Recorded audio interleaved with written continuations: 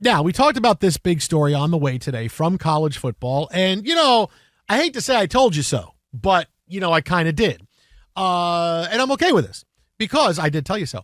When the beginning of the college football playoff opened and we saw the first round games not be great, and there was a little bit of controversy over the teams that were allowed in, we told you two big changes were going to happen regardless in the offseason to the college football playoff.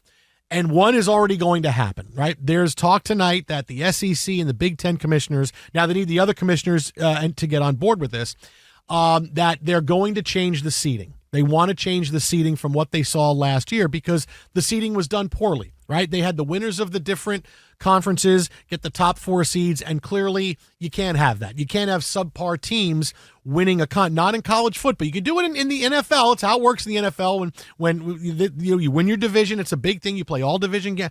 But in college football, it's, is it really fair that we're watching Boise State get this high seed? Really fair we're seeing Arizona State get this high seed? It wasn't. And as a result, we saw bad football games in the first round because we saw teams playing that shouldn't have been there. And then the second round came, and we saw a few more bad games because, well, the teams that were able to skip it and didn't have to play got beat because they weren't at that level. So the first change we told you was going to happen was they're going to change the seeding, and they're going to do exactly this.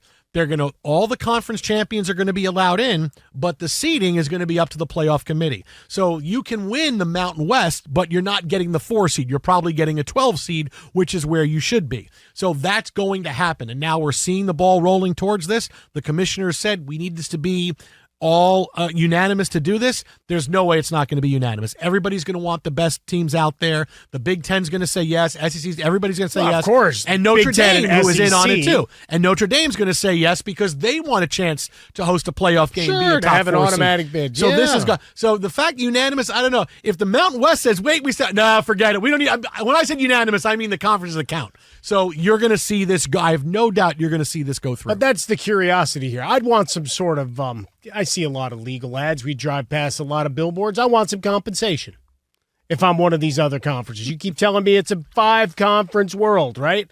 All right. But then now you're slapping me upside the head going, you really don't count. Like you're here in spirit only. You're on the team. You get to wear the jersey and you're one of us. You're never seeing the ball. We just didn't have enough bodies, but we think the 4 of us can take on the world.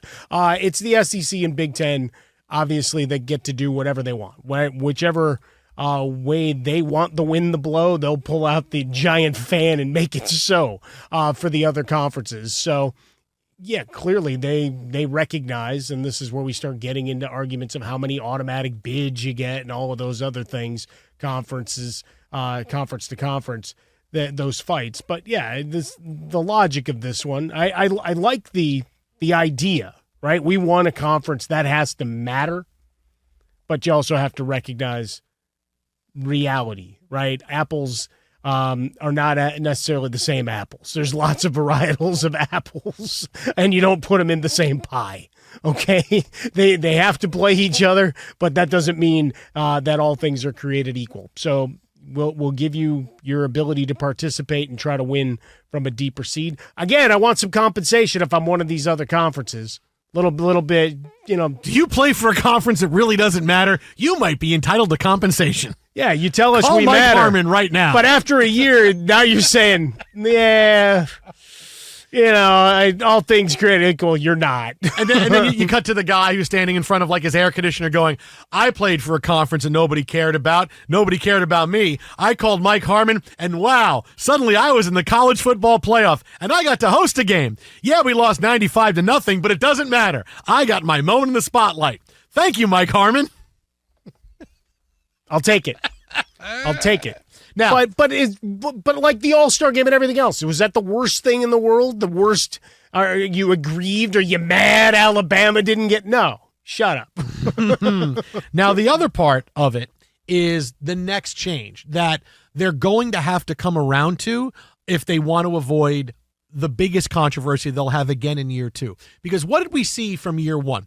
Okay, Miami didn't get in. Alabama got over Miami. Again, it's like snubs for the NCAA tournament. It's a one-day story, and I can't really argue with you if you have 3 losses. If you lost your last game of the year by 20 points, I really, if you were the number 5 team and you get shut out of being the top 4, yeah, okay, you have a big-time argument. But top 12, if you're the 12th or 13th best team, I don't have a lot of sympathy for you. So that's one thing that we're going to be able to deal with. It's not going to be a controversy. But what is how are you going to handle the conference championship games? Because the biggest thing is getting to the conference championship. And let's say there's a 10-2 team in the conference championship that gets in and loses to fall to 10-3, and you have a 10-2 team that didn't make the conference championship. Suddenly they have a better chance of getting in because, well, 10-2 is better than 10-3. But wait, they weren't even good enough to get into the conference championship game. So that's a huge controversy you're going to have to continue to navigate, and it's really not fair because there's a lot of teams, and Lane Kiffin talked about it way too early because what he needed to do is concentrate on getting into the tournament. Well, that's true. But when Lane Kiffin said there's a lot of coaches say, I don't know if I want to be in. Because if I have a good enough team and I'm like the 8 seed or the 9 seed and I can get in, why do I want to play that game where I could potentially lose and get left out of the playoff? So that's a big controversy. So they're going to have to address that, and the best way to do it is to say, okay, it worked great at 12. We saw there were other teams. We're arguing Miami getting in, a couple of other teams. Okay, that's fine. We extend it to 16, and you take every team that makes the conference championship game in the Power 5 conferences, right? You don't have to worry about taking it from the Mountain West. You don't have to worry about that. But you take the 2 in the Big Ten, the 2 in the SEC, the 2 in the ACC. Even if you want to go all the way through and say, listen, we'll take the top 2 from all the conferences, and then you have 6 at-large bids. Okay, then you're fine. Right? I wouldn't want to take a second Mountain West team, but okay. But then, okay, if you want to do that, okay, then you're fine.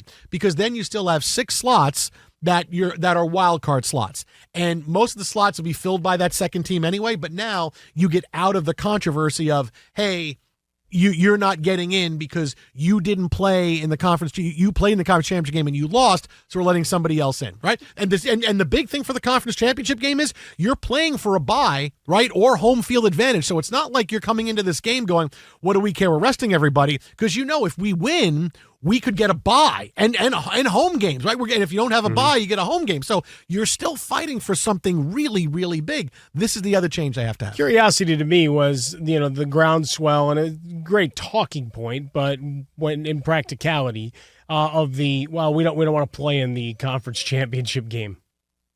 Consider our resume as it is.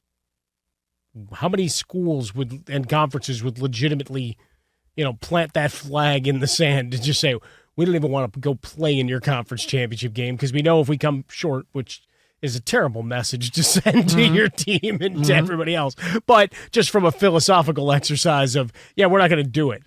I don't know that that's going to work. I don't think you're winning in that regard, because you're probably going to end up being left off a couple extra ballots just by trying to take the stand. Whereas you may have been able to, sustain the loss and still find your way into this field.